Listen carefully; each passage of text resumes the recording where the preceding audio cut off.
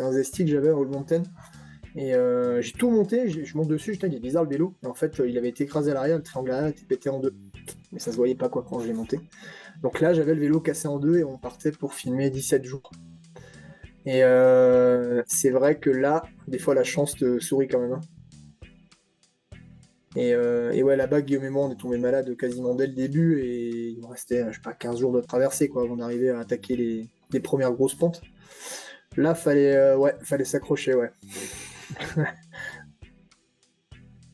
Dans tous les cas, à peu près partout en Europe, je sais qu'en 10 minutes, je peux avoir un hélico qui vient me sauver et je vais rouler plus à 70, 80, 90% de mes possibilités. Alors que si je suis perdu en Asie centrale, je sais qu'il n'y aura pas d'hélico qui va venir et je vais Mm. rouler à 50, 60%. Donc la notion d'aventure, effectivement, elle ne peut pas être tout à fait poussée de la même manière et là, c'est plus spécifique au vélo. Bonjour et bienvenue sur le podcast En roue libre.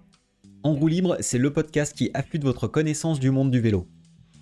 Chaque semaine, je reçois un invité afin qu'il me raconte son parcours et son actualité.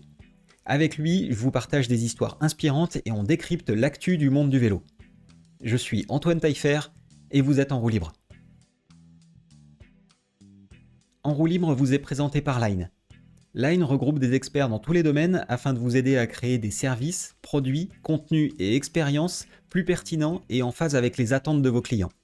Si vous avez un projet dans l'univers du vélo, je vous invite à me contacter via LinkedIn.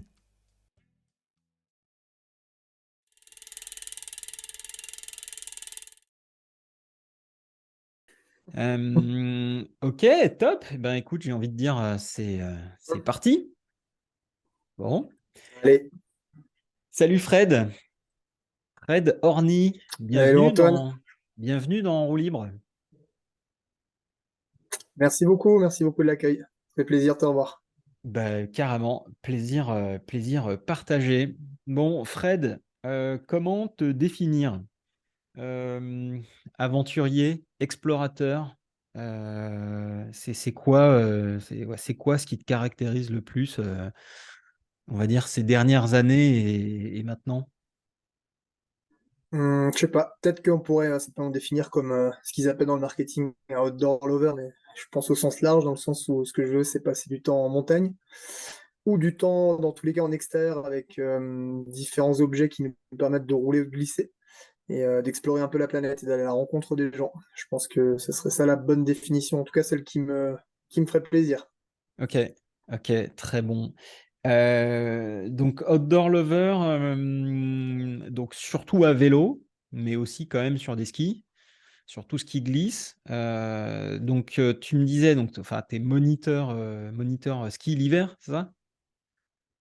Ouais, tout à fait, ouais, c'est vrai que j'ai pris la décision l'année dernière de quitter à nouveau mon poste que j'avais en tant que salarié, que j'ai eu 12 mois au final dans Ouais. l'industrie du vélo.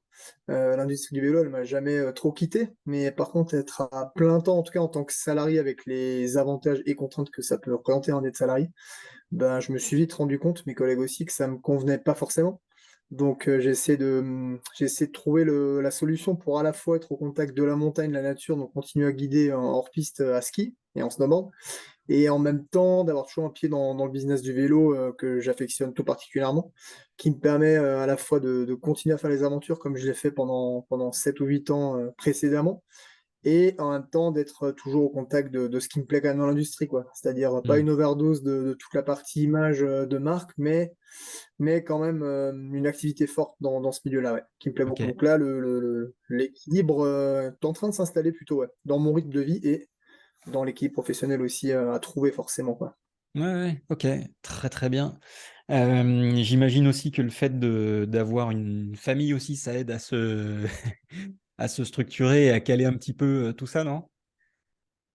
Ouais, c'est assez paradoxal parce que d'ailleurs, quand j'étais passé salarié, le but premier en définitive, c'était plutôt d'avoir plus de temps en famille. Et au final, en étant salarié, ben, je me suis rendu compte que je bougeais plus un peu au bout du monde comme j'avais l'habitude avant avec les différentes explorations que j'ai réalisées.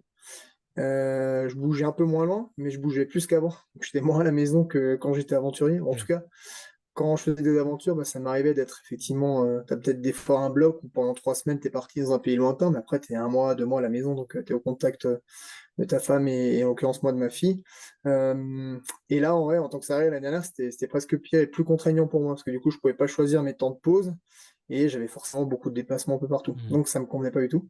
Et effectivement, ça te permet de savoir peut-être pas ce que tu veux, ça je suis pas sûr, mais en tout cas ce que tu veux pas. Ce que je sais, Mmh. c'est que je veux des blocs où dans tous les cas, tant de jours dans l'année, je peux être à la maison. Donc soit travailler de la OK. maison, soit quand il y a des vacances, mais en tout cas être relativement souvent proche de mes proches. OK, très bien. On va reparler un peu de tout ça, de ce parcours d'aventurier, des différentes, des différentes aventures que tu as faites à travers le monde. De ce que tu fais, bah, c'est, voilà, chez Lapierre aujourd'hui. Heu ouais, de voyage, de comment est-ce qu'on peut continuer à voyager, aujourd'hui, comment est-ce qu'on peut continuer à faire des aventures aujourd'hui? Il y a plein de sujets super intéressants. Par ailleurs, je suis très content de te recevoir aussi parce que jusqu'ici, j'ai invité des personnes qui sont, on va dire, des entrepreneurs ou des gens qui sont, qui permettent de comprendre un petit peu l'industrie. Et je suis assez content aussi de pouvoir avoir ce côté plus, pratiquant, reconversion aussi, qui comment est-ce qu'on peut mêler la passion pure, la pratique du vélo à une activité professionnelle? Donc ça, j'aimerais bien aussi qu'on en parle parce qu'on est beaucoup à, bah, être des passionnés de vélo, hein. Beaucoup de gens qui nous écoutent, sont des passionnés de vélo évidemment. Et beaucoup se posent la question de savoir comment est-ce qu'on peut mixer une activité de voilà, de pilote, de pratiquant de VTT et une activité professionnelle. Donc ça, j'aimerais bien que tu nous en parles. Mais on a une petite question en rituel, dans le podcast, c'est: qu'est-ce qui t'a amené dans le vélo? Waouh, c'est une bonne question. Je vais essayer de faire court, vaut mieux même plutôt faire court. D'ailleurs, la personne qui m'a amené dans le vélo m'a toujours appris qu'il fallait faire plutôt des cours de discours pour beaucoup de sens plutôt que l'inverse.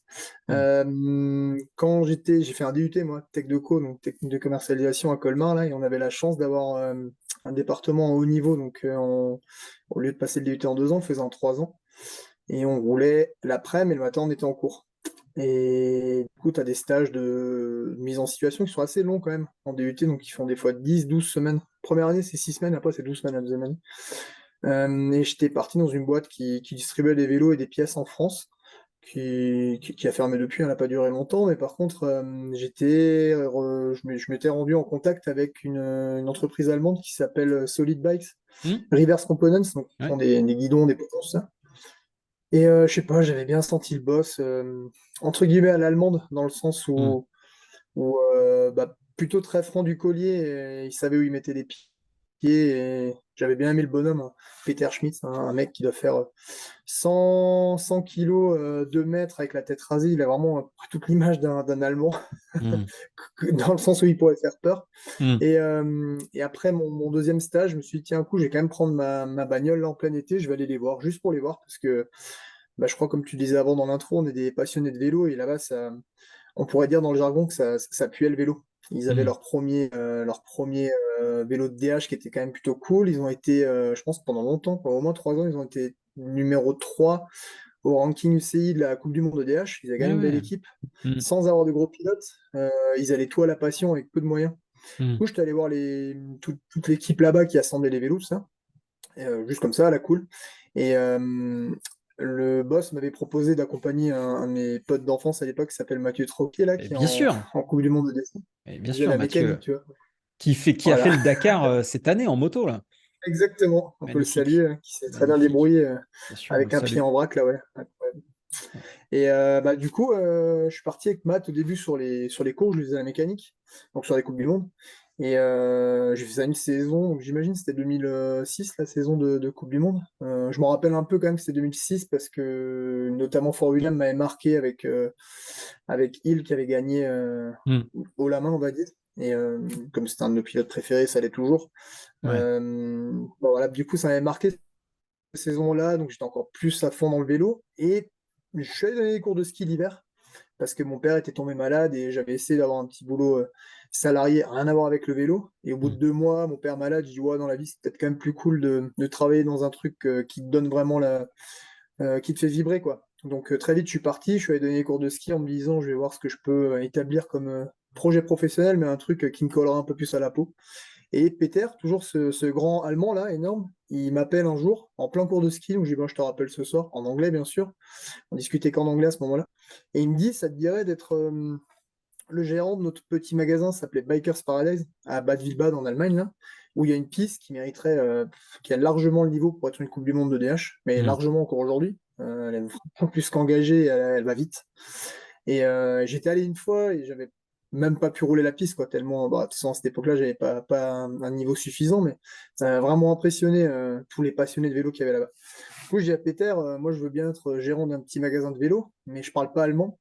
Et lui, il me dit, je préfère avoir quelqu'un en qui j'ai confiance et juste lui apprendre l'allemand que l'inverse. T'es chaud? Ouais.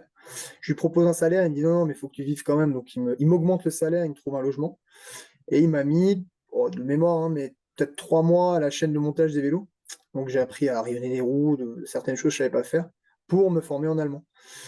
Et bah, j'ai fait ça 3 mois. Et après, j'étais dans le magasin avec mon prédécesseur, peut-être 3 semaines, un mois. Le premier jour, il m'a fait décrocher le téléphone, alors que je parlais toujours pas très bien allemand. Il m'a dit, c'est comme ça que tu apprends. Et là, j'étais dans le bain direct de là. Et de là, je me suis mis à la DH. Je faisais du cross-country avant. J'avais fait des Coupes de France, parcours traditionnel quand j'étais jeune, avec les TRJV, TNJV, tout ça, Mhm. avec des collègues comme bah, mon tout premier team, c'était dans le team de Vinci. C'était un tout petit team. On n'était que deux. Il y avait Maxime Marotte et moi en 99, j'imagine, 98, 19, Maxime 2000, Marotte pardon. qui depuis Et a fait deux, trois trucs. ouais, il a un peu plus poussé en cross-country. Je Mm. pense qu'il avait un peu plus de réserve que moi pour être bon. Mm. Et ouais, on peut que le féliciter d'ailleurs parce que salut Maxime, bravo. Mm. Belle carrière, incroyable. Carrément. Et bah du coup, c'est ouais, c'est parti de là et voilà. Depuis, j'ai jamais trop quitté le vélo, hein. Pas vraiment. Pas trop, non. Juste un peu l'hiver, mais ça va. J'ai D'accord. quitté 1 an et demi, 1 an et demi en Ouais. 2010 quand je suis parti au Québec. Avec mon visa de touriste, là, je voulais trouver un boulot là-bas. Et c'est vrai que j'avais pas emmené de vélo, parce que ça faisait tellement longtemps que j'étais dedans, que je m'étais dit, là, faut que je déconnecte un peu, que je puisse m'autoriser à, je sais pas, découvrir une ville, Montréal en l'occurrence. Mm. Et puis j'avais appris la guitare là-bas, enfin d'autres choses. Et ça m'avait fait du bien de couper 1 an avec le vélo, parce que peut-être qu'il y avait pas forcément une saturation, mais des fois, ça te permet aussi de voir des trucs quand t'es jeune. Là, j'étais assez content de l'avoir fait. Et c'est la seule fois où j'ai un peu coupé avec le bike, Mm. où je vais pas trop toucher le vélo. Ouais. Et voilà. Bah, c'est bien aussi hein, de faire des coupures, hein. Enfin, j'en ai fait une aussi. Ça permet de revenir un petit peu aux fondamentaux et de se dire pourquoi est-ce qu'on fait ce qu'on fait, quoi. Voilà. Et pas juste de se dire bah, je fais Ouais, du vélo parce que c'est du vélo et puis j'en ai toujours fait, donc c'est bon, quoi. ouais, Très bon. carrément. Ouais. Ok. Et c'est vrai ouais, ouais. Vas-y, vas-y, pardon, je J'allais t'ai dire coupé. au retour du Québec, non, pas de souci. Au retour du Québec, c'est vrai que c'est là où je me suis rendu compte que ce qui me plaisait dans le VTT, dans toute sa, mon copain Rancho Inacavaggio dirait dans toute sa largeur, mais là on va dire dans toute sa panoplie de disciplines proposées. Mm. Je m'en suis vraiment rendu compte après parce que j'avais fait que de la compète avant en vélo. Et bah, en fait, le VTT, ça te permet d'aller explorer des endroits incroyables. Et Mm. c'est là où je m'y suis mis direct quand je suis rentré. Je commençais à aller rouler, à partir avec le bike, à emmener la tente. Sur 2 jours, toi, des petits trucs au début. Et ça, par contre, ça m'a jamais quitté. Et là, pour le coup, depuis le retour de Québec, c'était début 2011, à peu près. J'ai jamais trop perdu l'envie de rouler, tu vois. Une semaine sans rouler, Mm. c'est un peu short après. Ok, d'accord. Donc le mec est picousé, passionné de vélo, VTT. Ouais, c'est beau ça. Euh, donc ce qui te caractérise le plus quand même, donc ce qu'on disait, c'était le côté aventurier. Donc là, tu nous as fait un peu un petit début de transition sur. Tu as commencé à faire des petites micro-aventures, prendre la tente, tout ça. Comment est-ce que tu en es arrivé à te dire, vas-y, je vais booker un billet pour aller, je sais pas où, puisque les destinations, si tu peux nous en citer quelques-unes quand même, enfin, il y en a pas mal, quoi. Ouais, ouais, j'ai eu la chance d'explorer pas mal des continents autour de la planète. j'avais beaucoup de chance là, de pouvoir faire tout ça. Au début, bah, c'est un petit peu l'idée de se dire, au lieu de faire une grosse sortie à la journée, peut-être je pars un peu sur une plus petite sortie, je dors quelque part en montagne, et je finis la sortie Mm. le lendemain, quoi. En gros, donc ça peut être autour de la maison, près de la maison familiale en Alsace, ou bah, dès que j'ai déménagé ici, j'habite en Tarentaise, donc dans une vallée qui est quand même très sportive, très Mm. montagneuse aussi, Mm. au Bourg-Saint-Maurice. Et bah, ça, ça s'est installé petit à petit, parce que forcément, tu pousses toujours un peu plus loin, à dire, tiens, je pourrais aller faire ce sommet-là, dormir en haut, essayer des nouvelles choses. Et j'avais fait un passage professionnel chez Canyon en même temps, donc c'était avant d'être vraiment, de faire Mm. que du vélo, où on avait organisé une aventure en vélo de route. Donc c'était un vélo de route qui était un peu avec des pneus plus larges quand même, donc c'est pas un gravel, mais c'était vraiment un passe-partout. Et on avait Mm. fait un départ de Marrakech pour faire tout le tour du Toubkal en emmenant quatre journalistes avec nous, en dormant au pays berbère, donc vraiment chez les gens sur des lits en terre, etc. Et on s'était dit, avec mon collègue Rodolphe Bayer, que je salue d'ailleurs, parce on en rigole encore aujourd'hui de cette aventure, parce que c'était quand même, je sais pas si on a le droit de dire des gros mots, je sais pas comment le dire autrement, je pense que c'était un peu couillu de se dire j'emmène quatre journalistes Mm. dormir sans aucun confort du tout, pour le coup, mais en se disant, ils ont un peu l'habitude d'être dorlotés toute l'année dans des hôtels, etc. Et on se dit, ah, bon, on va peut-être les prendre à contre-pied, faire ça, justement. Donc c'était un pari. Bon, finalement, je crois que tout le monde en a gardé un bon souvenir, donc ça, c'est plutôt cool. Mm.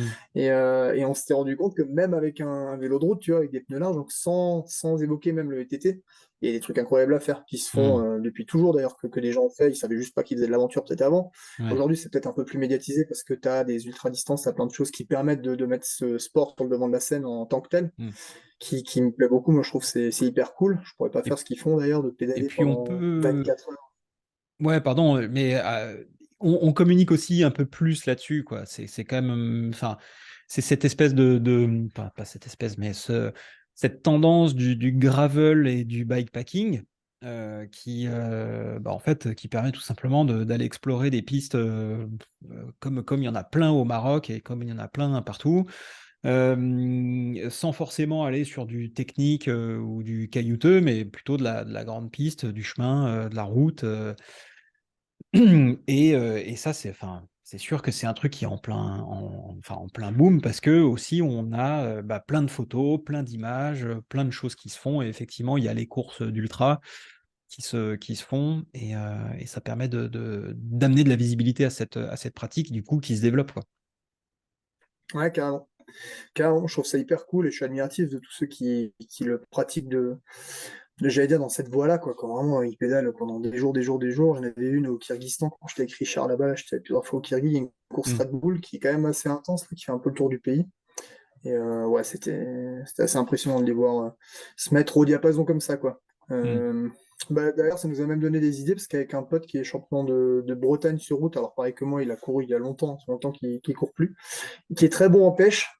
Bon, on s'est imaginé une aventure, on partirait des sources de Mhm. l'Isère, donc c'est à peu près derrière Val d'Isère là-bas, Mm. pour soit rejoindre la côte, on sait pas trop encore comment, mais en étant autonome, c'est-à-dire en n'emmenant pas de lyophilisé non plus, en n'achetant pas à manger, mais en pêchant notre bouffe. Donc en l'occurrence, on peut pas se permettre de faire des grosses journées de vélo parce qu'il faut qu'on trouve à manger quand même. Mm. Et Ça peut c'est un prendre du truc temps, qui quoi. traîne toujours dans la tête là. Mm. Ça peut prendre du temps, ouais. Ok. Il y a Matt Hunter qui a fait ça à vélo sur 2 jours à Revelstoke, là vers chez lui, il y a quelques années. Mm. Et du coup, on avait cherché un peu, on était tombé, il n'y avait que lui qui avait fait ça. Et ouais, c'est un truc qui nous botte bien, tu vois. Donc, même avec un petit vélo, des fois, ça peut être cool, même si c'est pas le truc qui me fait vibrer en premier. Je me dis, j'ai encore, ça se trouve, si j'ai la chance de pouvoir faire du vélo encore à 50 ans, j'aurai encore le temps de le faire plus tard, cette aventure, je pense. Ouais. Alors attends, alors, on revient sur les plus beaux, les plus beaux parcours que tu as fait. Alors on mettra les liens, tu m'as déjà envoyé quelques liens qu'on pourra partager évidemment dans les notes de l'épisode si vous voulez aller voir un peu ce que les différents voyages que Fred a fait. Il y a des reportages photos, il y a de la vidéo, enfin il y a plein de trucs. Tu vas encore nous en envoyer quelques-uns pour qu'on ait un peu tout le panorama. Mais ouais, c'est quoi les différentes destinations et c'est quoi pour toi le plus beau voyage que tu as fait? On va commencer par les destinations.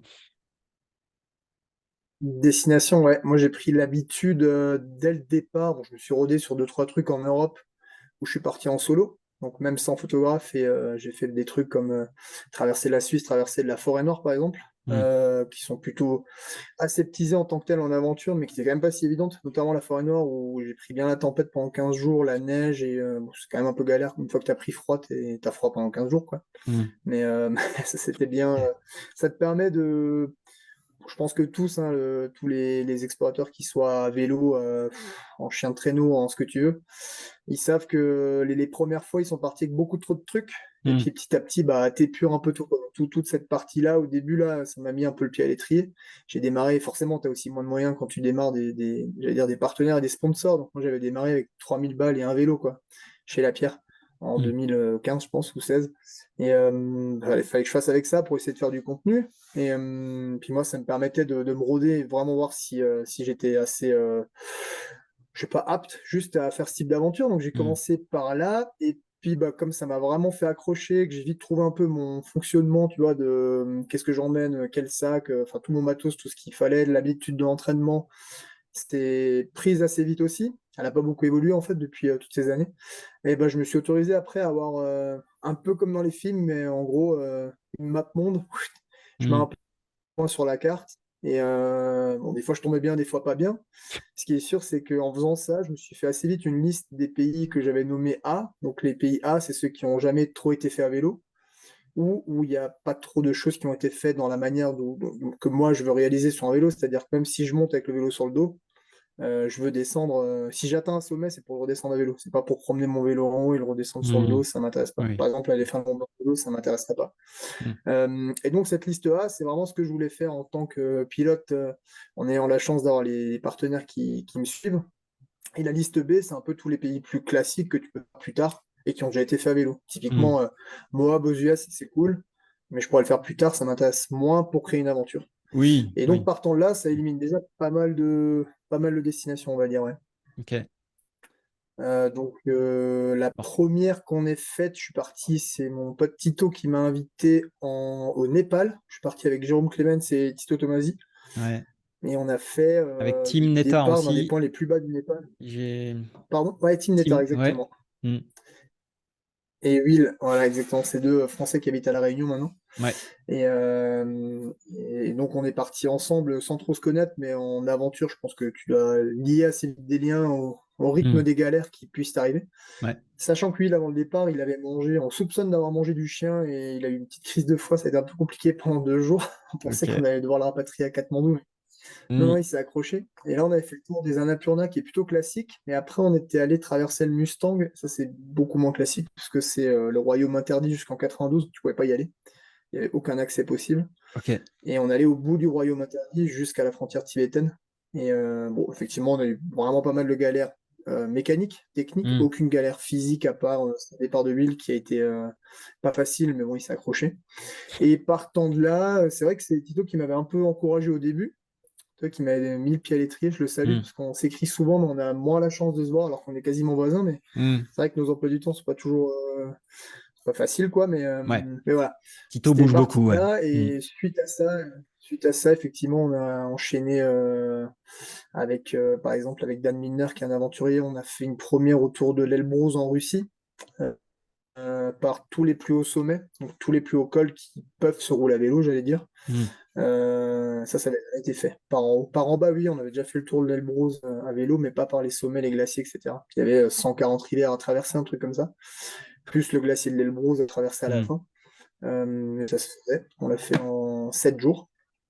Et la même année, j'avais enchaîné avec une traversée à peu près, on va dire, nord-ouest à est du Kyrgyzstan avec mon collègue Richard Bor, le Oui. photographe, avec On qui salue aussi. j'en ai fait pas mal. Ouais, Mmh. qu'on peut saluer. Ouais, ouais, on peut le Carrément. féliciter. J'étais chez lui avant-hier. Il est devenu expert en photo, ça fait un moment, et en Ouais. tarte aux pommes. Il est très fort en tarte aux pommes. Oh! Ça, c'est des skills, qu'il Voilà, faut savoir maîtriser quand même, la tarte aux pommes. exactement. Et bah, la première au Kirghiz, là, c'était plutôt cool. On est tombé en amour de ce pays-là. Mmh. Je crois que c'est. Bon, il me corrigera peut-être dans les commentaires, mais je crois que c'est cette aventure qui nous a formés à se dire, quand je pars avec Richard, on se connaît quand même presque par cœur maintenant, Mmh. on prévoit rien à part un point de chute quand on arrive pour être bien. Donc, typiquement, un petit base camp, un lodge ou quelque chose. Et après, on ne OK. prévoit rien. Là, je parle en termes Cartographie, on a une idée d'où on va aller rouler, mais on se dit on va peut-être rencontrer des gens sur place, etc. Parce que après cette expérience du Kirghiz, on a rencontré plein de gens qui nous ont orientés vers des choses à faire ou qu'on n'aurait peut-être pas faites, Hmm. ou alors on aurait fait l'erreur d'aller dans d'autres endroits qui étaient moins cool. Mais on a beaucoup, beaucoup découvert de choses qu'on n'aurait pas découvertes si on n'avait pas fait comme ça. Et tous nos trips suivants, on les a fait comme ça, quand j'étais avec Richard. Hmm.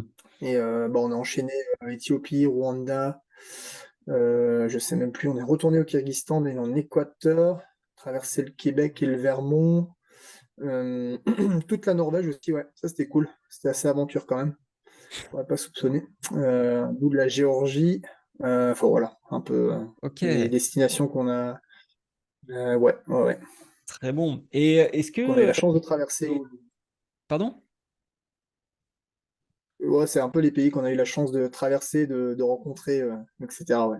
Ouais, enfin, ça en fait quelques-uns, ouais, ça fait une belle bucket list. En t'écoutant, je me disais, mais est-ce que finalement le fait d'éviter de trop planifier un trip, est-ce que finalement c'est pas ça qui fait que tu t'ouvres beaucoup plus à la rencontre, à d'autres aventures, enfin un certain nombre de choses qui peuvent t'arriver, alors que finalement, si tu planifies, bon, bah, tu te dis, bah non, attends, là, il faut qu'on aille là, non, mais ce gars-là, en fait, on va pas s'arrêter, on va pas lui parler. Enfin, moi, je suis Ouais, un peu ouais, cette moi j'en suis approche-là persuadé. quand je voyage, quoi, quand je fais des trips. Alors, il y a un minimum de trucs qu'il faut planifier, quoi, mais sinon, enfin, j'ai l'impression que le fait de moins tu planifies, et mieux tu t'ouvres à des possibilités qui seraient pas arrivées, quoi. Ouais, moi je suis d'accord avec toi. J'en suis convaincu. Si on prend l'exemple de cette année où je vais retourner la suite de nos deux premiers films avec Jérémy Reuillet Hmm. et Luc Grégoire que je salue. Donc Jérémy, c'est le réalisateur avec Ouais. qui j'écris les scénarios. Et Hmm. maintenant, on a un petit jeune, enfin petit jeune, il est petit jeune à force là, il s'appelle Luc Grégoire, il travaille pour la Pierre, il fait toute l'image et il fait toute la partie drone FPV avec nous. Et Luc, par exemple, il est venu avec nous au Kyrgyzstan, il avait jamais voyagé avant, on lui a dit on va tourner au Kyrgyz 17 jours, t'es chaud? Ouais, je viens, poum, il est venu. Et depuis, bah, c'est l'équipe qui se quitte plus un peu pour faire les prods. Et donc, on tourne un film en partenariat avec Arte pour l'écriture de scénario, où le sujet principal, c'est de se dire, il faut faire, en tout cas, c'est d'évoquer le fait d'avoir le courage de faire des choix dans la vie. Donc, en Hmm. l'occurrence, c'est pas un biopic, mais c'est le fait de montrer que, bah oui, l'année dernière, j'ai peut-être décidé de quitter une place qui était plutôt confortable en tant que salarié pour voler de mes propres ailes et de pouvoir vivre mes passions tout en ayant quand même, comme tu le disais avant, cette vie dans le business. Hmm. Et donc on a tourné une partie déjà aux Arcs sur l'hiver et on va retourner en Équateur pour faire la partie on va dire, VTT, avec tout ce que ça implique en termes de culture et de rencontres avec les locaux.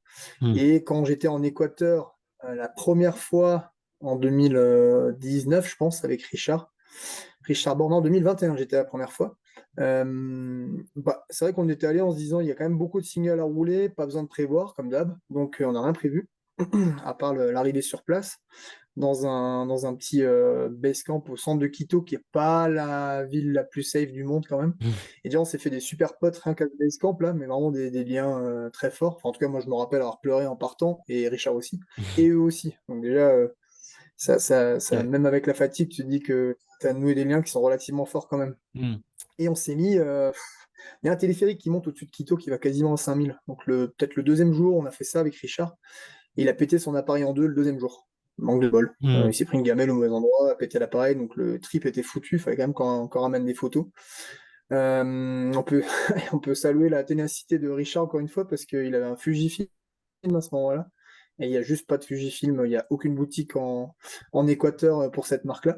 Donc là, ça devenait un peu galère. On s'est mis à écrire à beaucoup, beaucoup de monde. Déjà pour arriver à trouver ce qu'il fallait, en gros, un Hmm. téléobjectif pour faire des photos, j'allais dire, à la hauteur justement des montagnes sur place là-bas. Il y a le plus haut volcan actif du monde, le Cotopaxi, il y a le Chimborazo qui a plus de 6000, qu'on avait prévu de rider au plus haut possible. Et donc là, tu te mets une galère de 2-3 jours dans Quito pour essayer de trouver de quoi faire. Et en même temps, pendant que Richard il faisait ça, moi j'allais un peu explorer, on essayait de trouver des sentiers à rouler, et j'ai pris but sur but partout où je voulais aller rouler, c'était interdit, interdit, interdit. Et au bout de 3 jours, au bout de 2-3 jours, j'ai dit là, ça commence à être compliqué, on commençait un peu à stresser pour notre voyage, là, d'arriver à rouler. Et je me suis rappelé que Tito, il avait un pote en Équateur. Hmm. Mais Tito, il était en voyage à ce moment-là, donc je me dis, bon, j'ai bien trouvé ce contact par moi-même. Donc là, j'ai réfléchi, puis je sais pas, Hmm. en pleine nuit, en tout cas, à un moment donné, ça m'est apparu. C'est bon, je me rappelle comment il s'appelle, Mathéo, paf. Ok. Du coup, je lui ai écrit à ce Mathéo en question, là, qui est une école, en gros, qui est un guide sur place en Équateur. Et il me connaissait du coup parce que Tito lui avait déjà parlé de moi. Et, et le mec, je lui dis, bah là, nous, on est là encore 13 jours. On a envie d'aller explorer, mais on est un peu planté autour de Quito, c'est un peu la galère. Et bah, Mathéo me dit, là, vous avez de la chance parce que jusqu'à ce matin, j'avais un groupe d'Américains qui venaient rouler 10 jours. Et ils viennent d'annuler, là, ils viennent de me planter. Je suis chaud, je viens avec vous. Et en fait, si on avait prévu en amont, Hmm. je sais pas, un mois avant, j'aurais appelé Mathéo. Euh, c'est sûr qu'il m'aurait dit, non, j'ai des Américains Oui. à emmener rouler, je peux pas venir avec vous. Trouver autre chose. Et on aurait peut-être trouvé quelqu'un d'autre qui aurait peut-être été très bien, mais là, en l'occurrence, la, l'alchimie avec Mathéo a été au-delà de toute espérance parce que bah là, on va le retrouver en août, justement dans ce film qu'on va tourner avec Jérémy, qui est vraiment important pour nous de prendre sur le moment, tu vois, les retrouvailles avec mes potes là-bas, Hmm. parce que c'est un pays que j'ai déjà exploré, mais on va pas aller dans les mêmes endroits forcément, on va faire des choses différentes. Et on a noué des liens vraiment très forts avec pas mal de locaux, dont Mathéo, mais d'autres aussi, parce que c'était de l'imprévu du début à la fin. Et donc là, Hmm. c'est sûr que pour tourner un film, on est obligé d'un peu plus prévoir quand même, parce qu'il y a toute une notion logistique un peu plus conséquente. Mais ouais, sans avoir rien prévu, tu vois, c'est un exemple de ce qui a pu nous arriver, qui ne nous serait jamais arrivé si on avait trop calculé. Et on s'est retrouvé de désespérer le dimanche soir, je crois, de mémoire, Hmm. à rouler du pied du Chimborazo. Donc on était à 5006, c'est le maximum qu'on ait pu monter. Après, c'était pas roulable. Sur un sentier qui s'appelle le Mamarumi, donc en haut, roche volcanique, je te laisse imaginer. À 3000, les premiers bananiers. 3000 mètres d'altitude et les bananiers, quoi. Je me disais, on est un peu plus bas que le Mont Pourri, la plus haute montagne chez nous, là, mais il y a quand même déjà des bananiers. Un sentier en toboggan qui dure 1 heure au milieu des bananiers et tu finis quasiment au bord de l'océan. Donc ça te fait une sortie de 14 heures, mais 3 jours avant, tu étais dans le down, tu te dis, punaise, bah là, Hmm. notre trip, il est mort à des moments comme ça, quoi. Ok. Ouais, et ça, c'est Costaud. cool. Alors, ouais, je t'entends et je pense que ceux qui nous écoutent doivent trouver ça aussi très très cool. Il y a quand même un truc qui, je pense, est important à rappeler, c'est que cette, entre guillemets, enfin, cette activité, pardon, qui est une vraie activité d'explorateur et en fait, tu filmes tes tripes, c'est une activité pour laquelle tu es rémunéré. Ouais, tout à fait, ouais. Ouais. Ça, je pense que C'est c'est quand même très cool. Excuse-moi, c'était la petite introduction. C'est très cool, je pense quand même de le rappeler, parce que les gens qui voient ces images-là et qui nous écoutent doivent se dire, oui, enfin c'est bien gentil tout ça. Le mec, en fait, il prend sur ses économies, puis il va se faire des tripes en VTT. Est-ce que tu peux nous expliquer comment est-ce que tu en es arrivé à pouvoir, on va dire, vivre en partie, si ce n'est en totalité, de ces aventures? Tu peux nous décrire un peu, c'est quoi les ressorts? Comment est-ce qu'on est explorateur professionnel dans le vélo? ouais, je pense que bah, on le disait avant, tu vois, j'ai démarré avec 3000 balles et un, et un vélo chez Lapierre, donc c'était pas forcément évident la première année. Mmh. Donc bon, je vais pas faire trop de clichés, mais j'ai pas des parents qui ont de l'argent, par exemple. Mais en l'occurrence, par contre, mon père qui est décédé en 2017 à la naissance de ma fille, il avait un très fort ancrage j'allais dire, dans le sport, en tout cas dans la passion que tu mets dans un truc que tu vas faire. Si tu fais un truc, tu le fais à bloc, sinon c'est pas la peine. Mmh. Et donc c'est vrai que on n'est pas autant là pour se dire on tente le tout pour le tout, mais tu as la chance d'avoir une marque qui te fait confiance. Parce que la pierre, en gros, à part mon passage chez Canyon, ça fait 13 ou 14 ans maintenant que je suis sur un vélo la pierre, quoi, à part une Mmh. année. Et je les salue encore, et même si ça s'arrêtait demain, je pourrais que juste leur rendre hommage, les remercier. Je suis extrêmement noué avec beaucoup de personnes là-bas. Mmh. C'est quelque chose qui s'est écrit vraiment à long terme. Et j'insiste vraiment là-dessus parce que je pense que c'est toujours une histoire d'homme. On voit aujourd'hui, on en parlera peut-être plus tard du business, parce que mon boulot aujourd'hui, c'est aussi un peu de faire des connexions avec le monde, j'allais dire du business côté vélo et les passionnés. Mais c'est toujours une histoire d'homme, je pense, parce que Bah ouais, au début, effectivement, ils m'ont fait confiance. Ils m'ont donné un vélo et un petit peu d'argent. En même temps, ça ne suffisait pas pour vivre, mais je me suis dit: «Bon, faut que je sois à la hauteur de Mmh. cette marque, de ce qu'ils me donnent comme confiance». Donc je me suis un peu, surpassé à ce moment-là et peut-être, ouais, effectivement, à ce moment-là, j'en suis arrivé à taper dans mes économies. Il y avait pas forcément d'autre choix. Première année, tu dis: «Bon, bah, là, effectivement, je tente le tout pour le tout. Si ça marche pas, économiquement, hein, je parle, et ben, c'est pas grave, je reprendrai mon cours de chemin et pour autant, je continuerai à faire des aventures. J'irai peut-être juste moins loin ou je les ferai différemment». Et je pense que la matrice essentielle, qui est toujours restée la même, c'est de faire des choses en espérant qu'elles marchent et pas pour qu'elles marchent. Et je m'explique. Moi, quand je fais une aventure, c'est que j'ai envie d'aller à la rencontre de cette culture, ou de grands paysages, ou j'allais dire, de créer vraiment une histoire forte, pas juste de ramener des belles images à vélo, parce qu'il y en a plein qui le font mieux que moi. Je pense qu'il y en a 250 en France qui roulent plus fort, qui ramènent les plus belles images, et cetera. Mais par contre, d'arriver à nouer du lien avec les locaux, raconter une histoire à travers le vélo et montrer que le vélo ouvre des portes, c'était vraiment ce qui m'a toujours, ça a été le moteur principal. Mmh. Et donc, le fait d'avoir cette ligne qui est un peu, c'est un peu inconscient puisque moi, en l'occurrence, je savais que je voulais faire ça, mais est-ce que la marque de vélo, est-ce que les nouveaux sponsors, ça allait leur convenir? Honnêtement, je pouvais pas le savoir. Mais par contre, je suis allé là-dedans en bloc et effectivement, en allant là-dedans, en se disant: «Bah, moi, si je vais là-bas», par exemple, typiquement avec mon pote Monkey en 2017, je pense, on a traversé quasiment toute l'Éthiopie, à la pédale. Du sud vers le nord pour aller jusqu'au plus haut sommet et on a réalisé une première là-bas, mais on savait même pas. On l'a su, 1 mois après quoi, que c'était une première à vélo, ce qu'on avait fait. Heu, pour aller en Éthiopie, je m'étais dit: «Bah là, avec les conditions climatiques, la chaleur, le manque de flotte, j'ai pas besoin d'avoir le meilleur rider du monde qui vient avec moi, mais il faut un mec solide dans la tête et qui soit prêt à encaisser vraiment des gros chocs, quoi». Et on en a eu pas mal des galères là-bas et je m'étais dit: «Bah, Monkey là, c'est un Alsacien qui habite aussi en parenthèse maintenant, qui ultra multisport le mec, passionné de montagne, de outdoor, tout ça». Je m'étais dit: «C'est la bonne personne. Lui, c'est un rude, c'est un dur, on va y aller ensemble». Et ça s'est bien passé et franchement, j'aurais pu y aller avec un pilote plus fort à vélo. C'est pas sûr que ce serait si bien passé, voire Mmh. je suis à peu près sûr que ce serait pas si bien passé parce qu'il y a vraiment beaucoup d'éléments extérieurs, perturbants. Et ce type de trip, de pas le faire en se disant: «Si je vais avec lui, c'est sûr que ça va marcher», mais plutôt de se dire: «Bah, nous, on veut déjà faire une belle aventure et on va ramener notre truc comme nous, on a envie de le ramener». Bah, direct derrière, cet article-là, je me rappelle, de base, je l'avais rédigé pour, Vélo Vert et en fait, en 2 jours, on a eu, Géo, Outside, l'équipe qui nous sont tombés dessus et de là, il y a assez rapidement un engrenage qui se met en route quand même avec, certains sponsors, certains partenaires qui font que, bah, des fois, tu es démarché ou que toi aussi tu vas démarcher en te disant: «Bon là, je pense que j'ai un peu plus de légitimité pour, oser demander un nouveau partenariat à une nouvelle marque», par exemple de casque, de pneus, de roues et cetera, et aller de l'avant.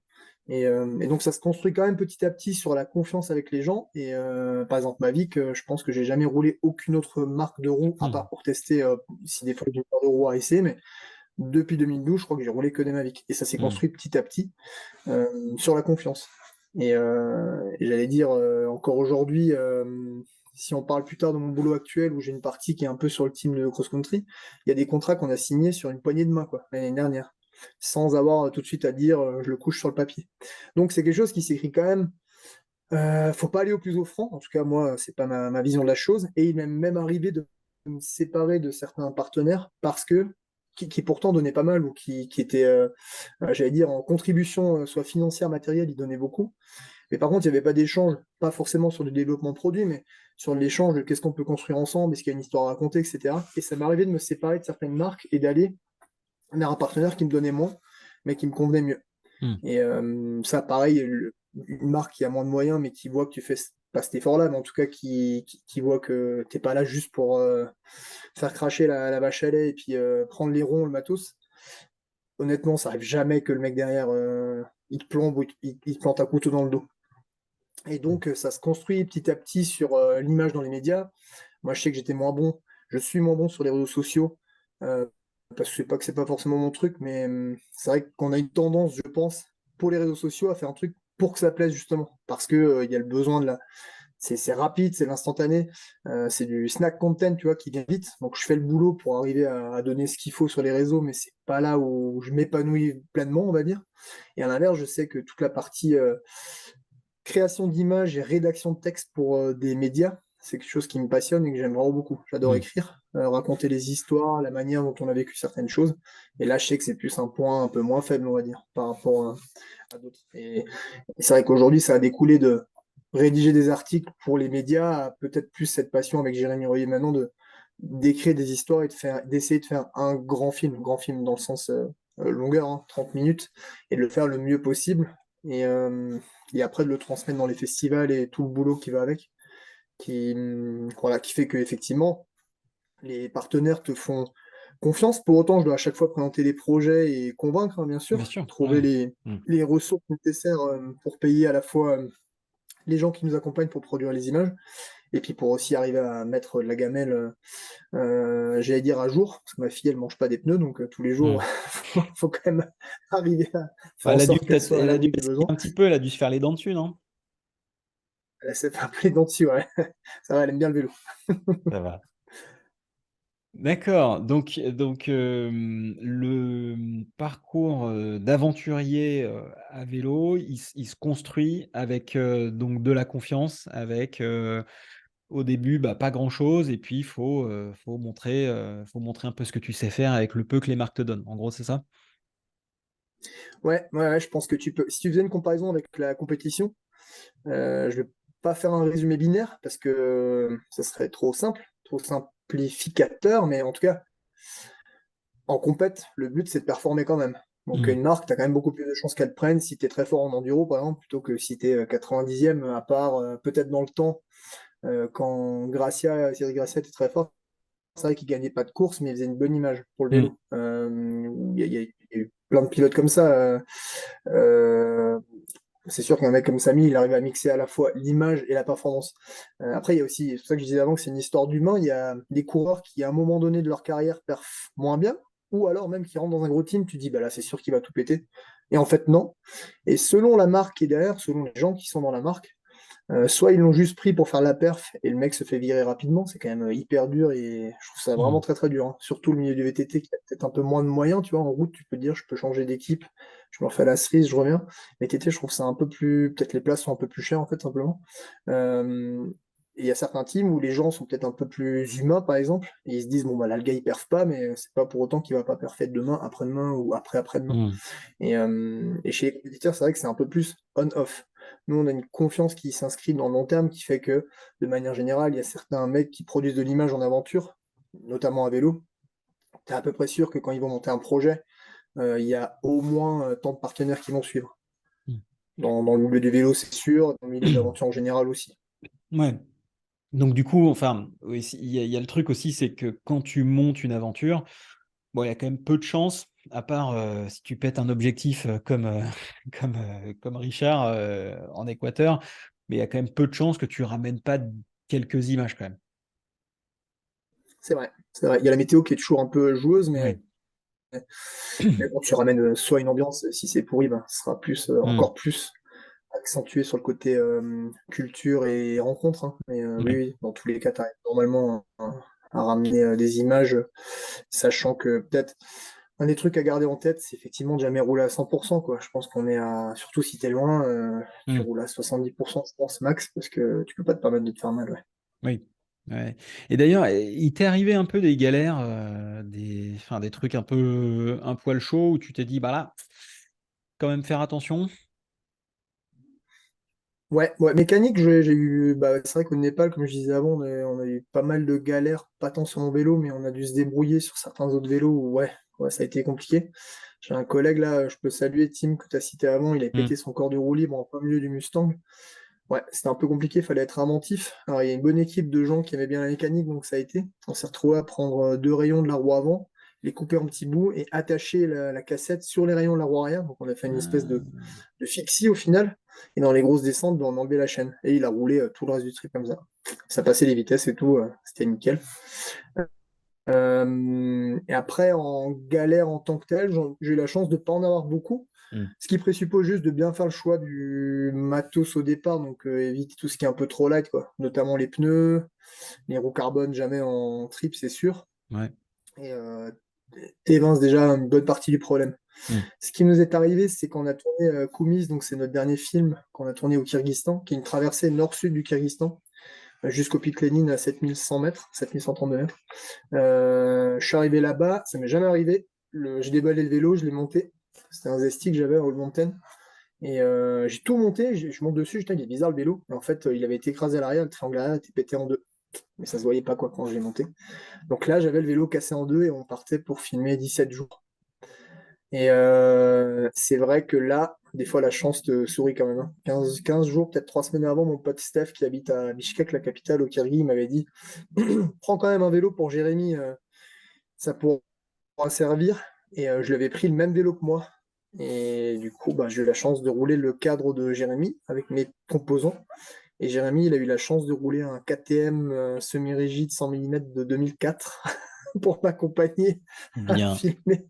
bien, Et bien. du coup, là, on a sauvé le film grâce à Steph. Ouais, Ah ouais, d'accord. Ouais, donc Jérémy, il a été un peu downgradé et toi, tu as pu sauver ton trip, quoi. ouais, j'ai pu sauver le trip. Ouais. Physiquement, on a eu, je crois que le plus dur des trips physiques, ils ont tous été un peu durs parce que forcément, on cherche un peu ça quand même. On cherche Hmm. des gens dans l'inconnu et ça peut être compliqué. En Russie, au pied de l'Elbrus, on s'est perdu la première journée de nuit, tempête de grêle, il faisait 3 degrés. Là, tu es quand même perdu sur une montagne qui monte à 5006. C'est un des 7 summits dans le monde, l'Elbrus. Donc nous, on devait être à 3008 à ce moment-là, mais perdu au milieu des montagnes, ouais, c'était pas gagné. Mais bon, finalement, on a réussi à retrouver notre camp pour dormir. Enfin, on s'est couché peut-être à 2 heures du mat et réveillé un peu plus tard que prévu, du coup. Mais Hmm. ces aléas de la montagne, c'est un peu différent, tu peux t'en prendre qu'à toi-même. C'est vrai qu'en Éthiopie, en traversant le pays, physiquement, c'était très demandant. Je m'y étais un peu préparé en faisant. Je m'étais tapé des 4 montées du col d'Isran avec un seul bidon pour m'habituer à pas beaucoup boire en faisant des gros efforts et essayer de gérer ça.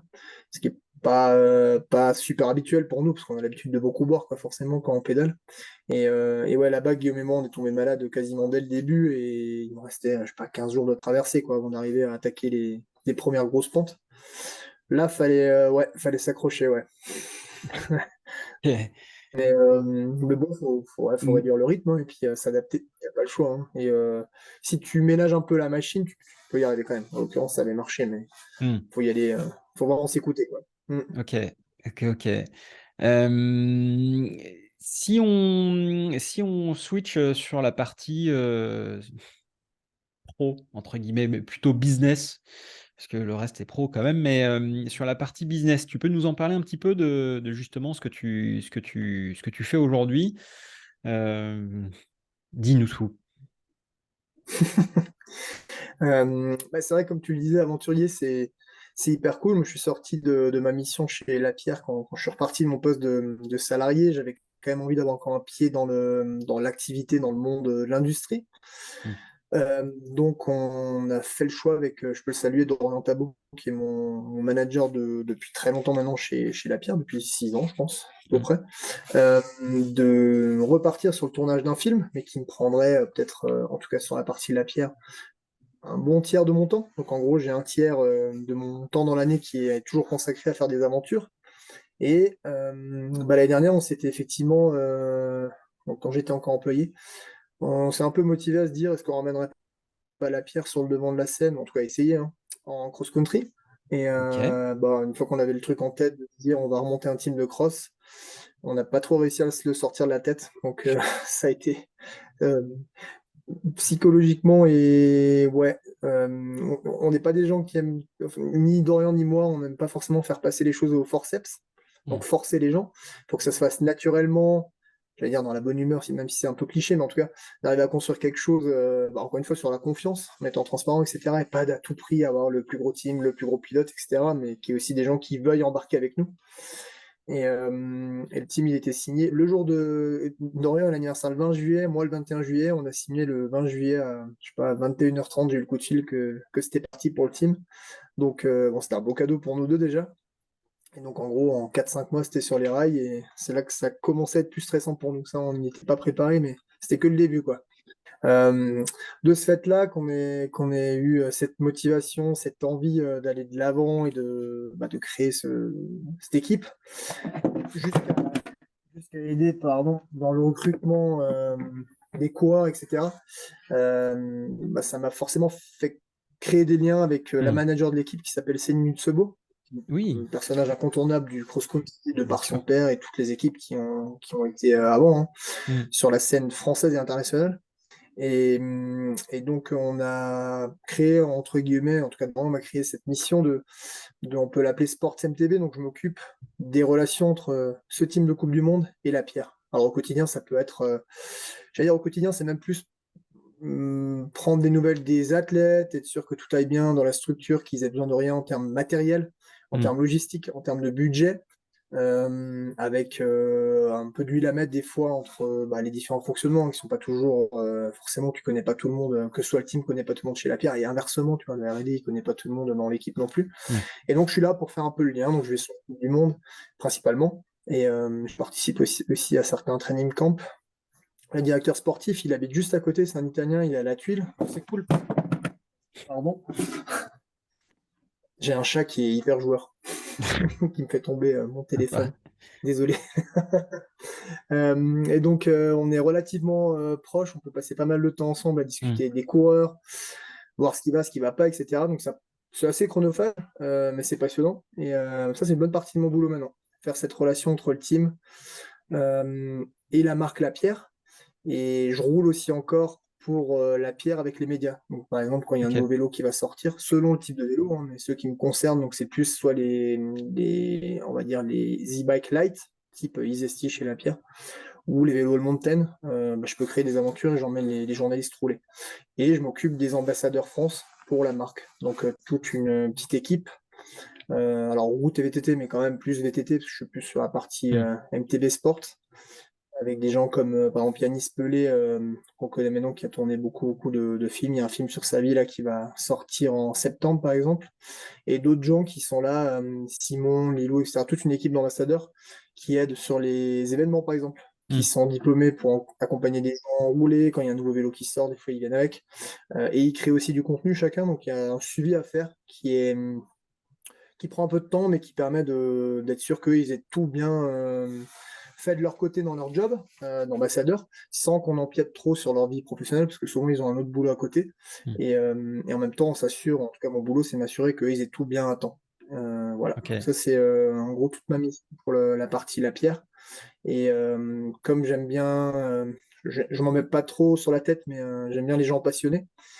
J'ai un copain que je peux saluer aussi qui s'appelle Julien Durand, qui est un des trois fondateurs de la marque Picture, donc la marque de fringues de ski principalement, si tu Bien connais dans le sûr. ski. Mmh.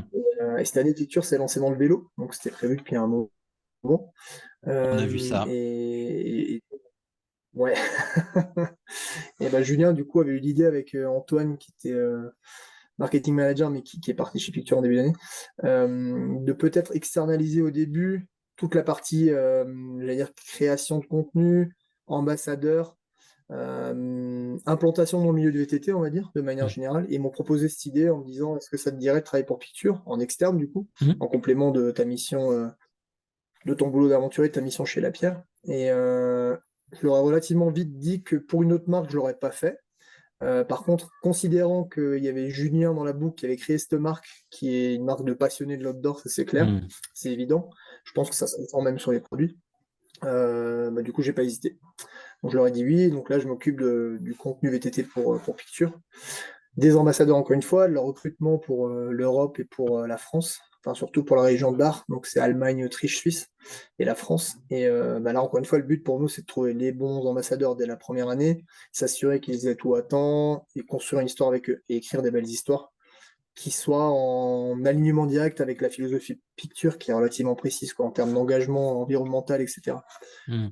Donc c'était un défi qui me plaisait bien et c'est une mission d'un an. Et voilà, je OK. suis hyper content de travailler avec eux cette année. Ah, génial.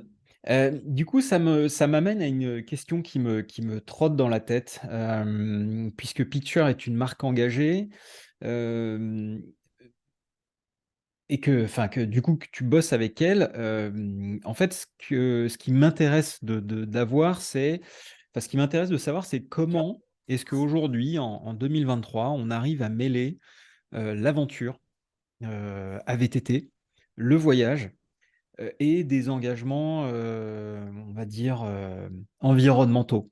Comment est-ce que Comment est-ce que toi tu joues comment est-ce que tu jongles avec ça? Comment est-ce que tu composes avec ça? J'imagine aussi que Picture te soutient. En même temps, j'imagine qu'ils doivent pas non plus te pousser à faire des tours du monde.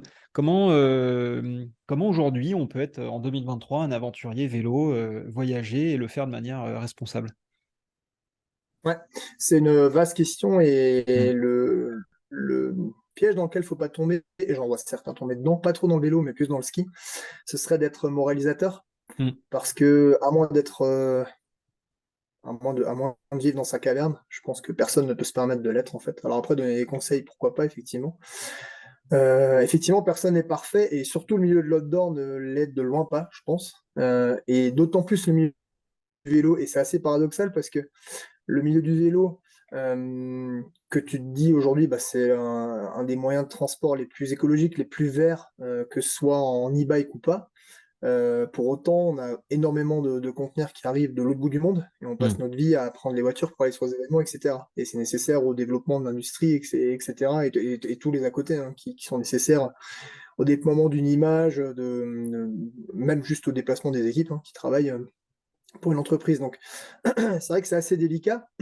Picture, ils ont cet engagement effectivement, de dire déjà que le transport des habits, par exemple, même s'il vient de l'autre côté de la planète, n'entre, parce que dans le textile, c'est un peu différent que dans le vélo, hein, n'entre qu'à 5% dans l'émission carbone d'un jean, par exemple. C'est ça qu'ils font pas de jean, c'est ça qu'ils ont plutôt des habits clairs, parce que le traitement des habits est hyper, hyper toxique pour la planète. Et Mmh. donc, il y a beaucoup, beaucoup d'habits qui sont clairs, pas de jeans, certains textiles qui sont choisis, qui sont plus produits par exemple en Turquie, qui leur permet de réduire soit la distance, soit les traitements, etc., et d'arriver à avoir une empreinte moins forte. Pour autant, effectivement, certaines marques, on ne va pas les citer, mais elles sont dans un paradoxe à se dire, euh, même si j'ai produit des habits les plus verts possibles, si je veux arriver à faire de la belle image, bah moi je suis très bien en Tarentaise par exemple, effectivement, mais il y a un moment où l'aventure elle va être limitée quand même. Et on le voit si on fait nos voyages en Europe, Mmh.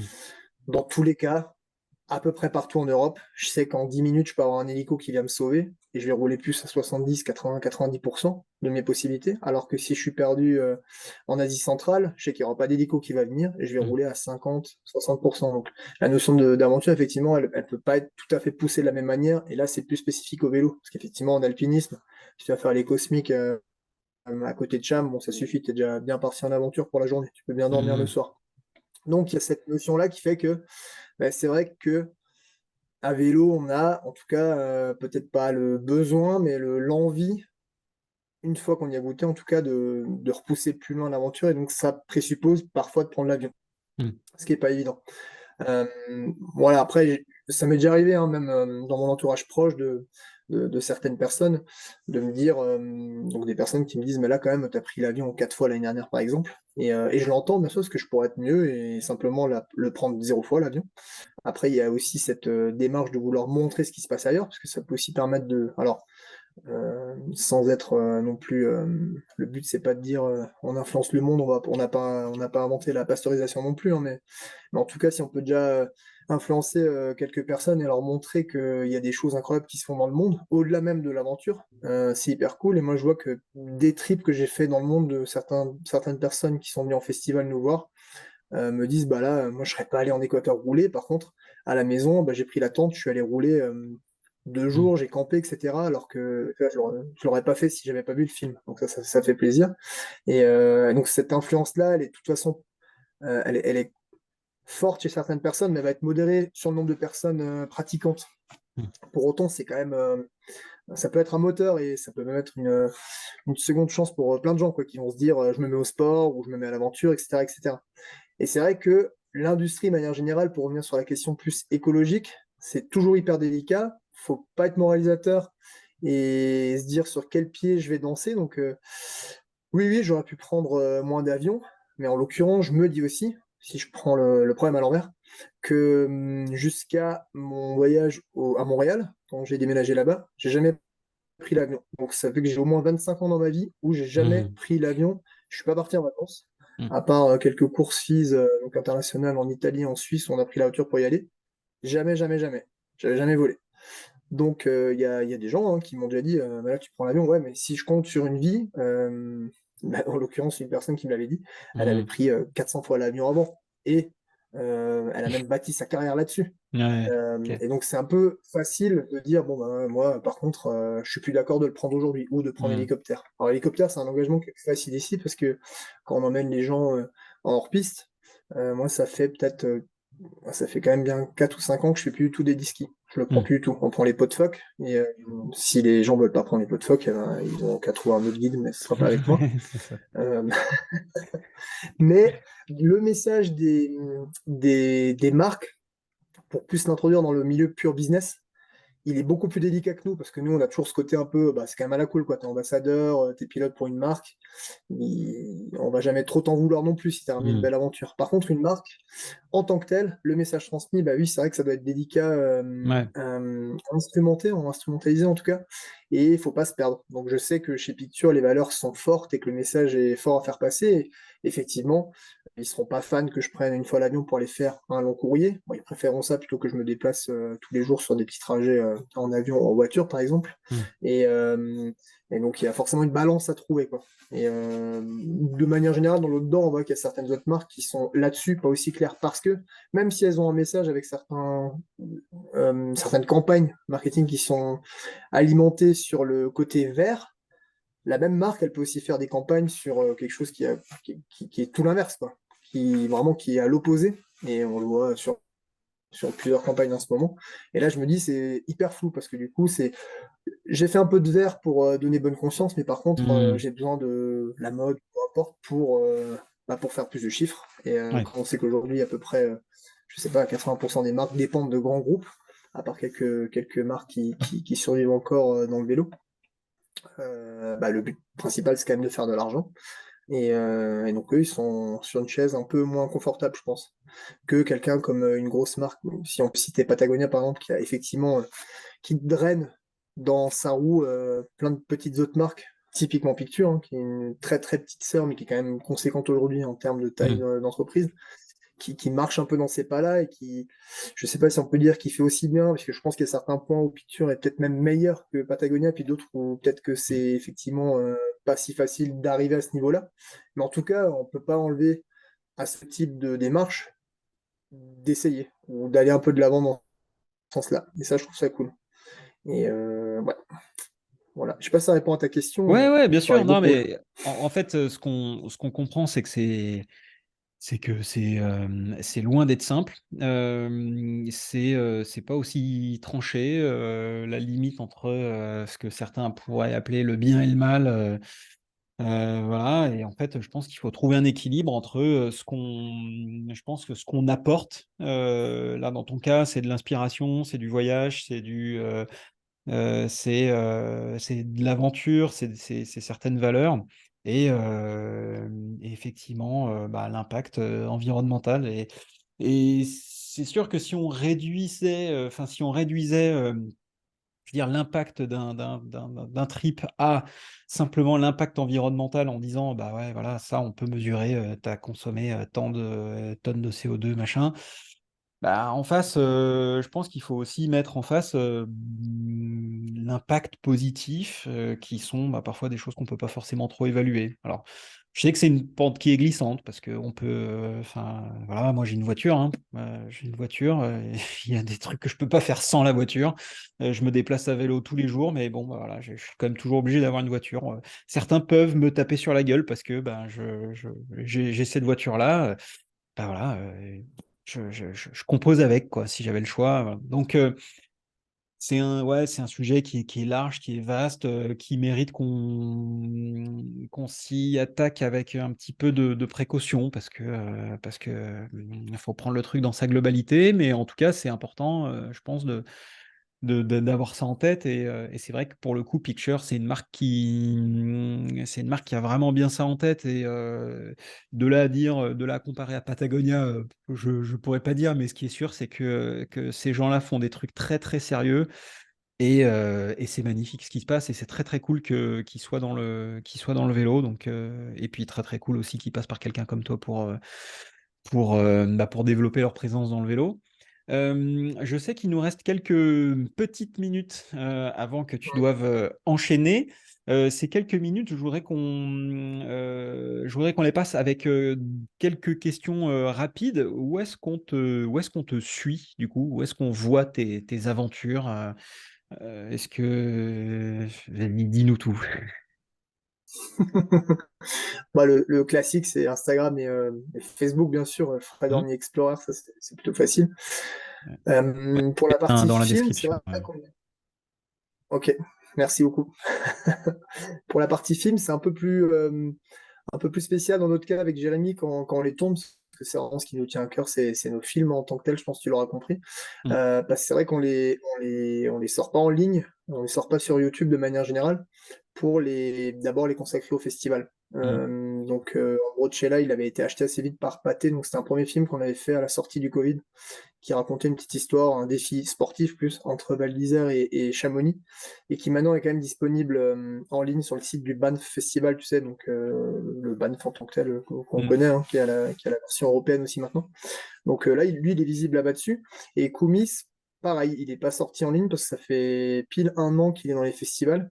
Et c'est vrai que ça fait 3 4 mois que ça nous trotte dans la tête de le sortir en ligne. Chaque fois qu'on était prêt à le sortir sur YouTube, il y a un nouveau festival qui nous a appelés. Et en l'occurrence, là, on en est à 13 awards. Donc à chaque fois, on a un peu repoussé le truc. Et Hmm. bien nous en a peut-être pris, je pense, parce je sais pas, il y a peut-être 1 mois et demi, on a eu l'award du meilleur film au festival de Rio. Donc ça fait quand même plaisir. Hmm. C'est cool. On le fait pas pour ça, mais bon, là, en l'occurrence, ça faisait quand même plaisir. Et là, on a un peu calmé le jeu sur la distrib de ce film pour le sortir en ligne dans les prochaines semaines. Et ce sera, en Ok, toute logique, ce sera La Pierre qui le mettra en ligne directement sur leur YouTube. Et très bien. donc, à part les réseaux, après, c'est souvent dans les magazines où je rédige des articles. Et le prochain film, qui est donc tourné pour sa partie finale en Équateur en août, en pré-wine sortie décembre-janvier, dépendamment de ce que Arte nous dira, et est-ce qu'il y a un passage sur le petit écran d'abord, avant Hmm. les festivals. En tout cas, c'est dans un futur relativement proche. Ok, top. Écoute, excellent. Bah, tu nous enverras évidemment tous les liens. Voilà, enfin, l'Insta, tout. J'avais une dernière petite question avant de te laisser. Euh, qui je devrais inviter pour un prochain épisode? Waouh! Autour du vélo? Ouais? Ah ouais, autour du vélo. Et donc moi, je pourrais dire une seule personne. Waouh! Ah, mais là, j'en ai trop que j'ai envie d'écouter. C'est pas Alors, facile, hein? ouais, quelqu'un où tu te dis, ah non, mais ça, il faut écouter. Alors, il faut que ce soit un Français. Faut que ce soit un Français, ouais. Ouais, un Français ou une Française. Eh oui, une Française, j'en profite quand même pour dire que pour dire que je ne suis pas sourd à vos questions, remarques et que je me fais écho de ça. Il faut qu'il y ait plus de femmes dans ce podcast et je suis en train de remplir la liste des invités EES du podcast. Donc soyez rassurés EES parce qu'il va y avoir des femmes dans ce podcast. C'est très bien. Bah, il y en a un qui va peut-être j'en mets deux, parce qu'il y en a un Vas-y. qui me marque de l'histoire du VTT des 30 dernières années, et l'autre, par contre, elle est relativement récente, donc c'est cool. En fille, je dirais Isabeau Courduré, parce Ouh. que pour moi, c'est pas juste une pilote de vélo, et entre guillemets, bah, je la salue, Isabeau d'ailleurs, Mhm. et Pouki. Je pense que c'est devenu, je sais pas si c'est subjectif ou objectif, mais plus une icône et une ambassadrice du VTT que juste une pilote de VTT. Donc je suis le plus heureux quand elle gagne. Mhm. Mais sache que Isabeau, même quand tu fais 20e, je suis le plus heureux aussi parce que je suis content de te voir sur un vélo et ça fait trop plaisir. Ça, c'est vraiment cool. J'adore cette personne et tout ce qu'elle dégage, c'est trop bien. Et chez les mecs, vraiment comme ça, parce que j'en ai parlé avec Yanis Pelé et Luc un coup, on allait manger avec lui, et ils m'ont dit, c'est incroyable tout ce qu'il a raconté. Je dirais Christophe Morera. Ah ouais, Momo, Parce bah, que, il est. euh, parce que J'attends qu'il boucle, là. J'attends qu'il. Momo, je lui ai parlé du podcast et j'attends qu'il me dise quand est-ce qu'il veut qu'on fasse l'épisode. Mais ouais, Momo, Ouais, légende vivante, quoi. Voilà. exactement. Bah Momo, hein, je te salue. Tu sais que des fois, bon, il y a ton nom qui est cité dans la chanson d'Ayam, Je danse le Mia, des fois tu parles trop, mais on est tellement content de t'écouter tout le temps, Momo. Je le charrie parce que il sait que je l'aime beaucoup. Et bah c'est bon, lui, tu mettras un rec, et puis pendant 1 heure et demie, tu le laisses raconter l'histoire du VTT, et puis ça ira tout seul. Tu n'auras même pas besoin de poser de questions. Il a écrit le VTT, donc c'est facile. Je vais quand même essayer de le réguler un peu, tu vois, histoire de pouvoir en placer une ou deux et de l'orienter sur des questions précises. Mais ouais, carrément, Momo, Christophe Morera, ouais, effectivement, Bible du vélo, qui va avoir beaucoup, beaucoup de Exactement. trucs à nous dire. Donc ouais, il est sur la liste. Euh, Top. Cool. Merci beaucoup, Fred. Merci beaucoup d'avoir passé ce temps avec moi, avec nous. Écoute, c'était top. Ben, on a hâte de voir la suite, hein, de voir les images et tout. Et puis de rêver devant voilà, ces paysages que tu nous offres. C'est tout le temps aussi, aussi cool. Ben, je te dis à très bientôt. Vous qui nous écoutez, ben, on vous dit également à très bientôt, puisque ce sera la semaine prochaine, un nouvel épisode. Et puis, n'hésitez pas à nous dire ce que vous pensez de cet épisode, de ce que vous en avez pensé dans les notes. Laissez-nous un petit commentaire, un petit avis 5 étoiles sur Apple Podcast ou sur votre plateforme de podcast préférée. Ça aide beaucoup. Et puis voilà, on vous envoie plein d'amour, plein de passion. Et puis voilà, continuez à kiffer. Et puis bah, à très bientôt. Allez, À tout vite. Merci salut, beaucoup. Bon ride. salut, ciao, ciao. Ciao.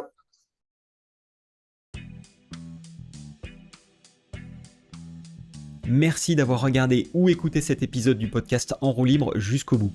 J'espère qu'il vous a plu et qu'il vous a permis de ressortir avec quelque chose d'intéressant. Et si c'est le cas, n'hésitez surtout pas à me le faire savoir avec un petit message sur LinkedIn, un petit SMS ou un mail. Ça m'aide énormément et ça m'encourage beaucoup. Et si vous voulez m'aider à développer ce podcast, vous ne pourriez pas faire beaucoup mieux qu'en me laissant un avis 5 étoiles sur votre plateforme de podcast préférée. Ça m'aide beaucoup à remonter dans les classements. Vous avez écouté le podcast En roue libre, je suis Antoine Taillefer et si c'est pas déjà le cas, vous pouvez vous remettre à pédaler.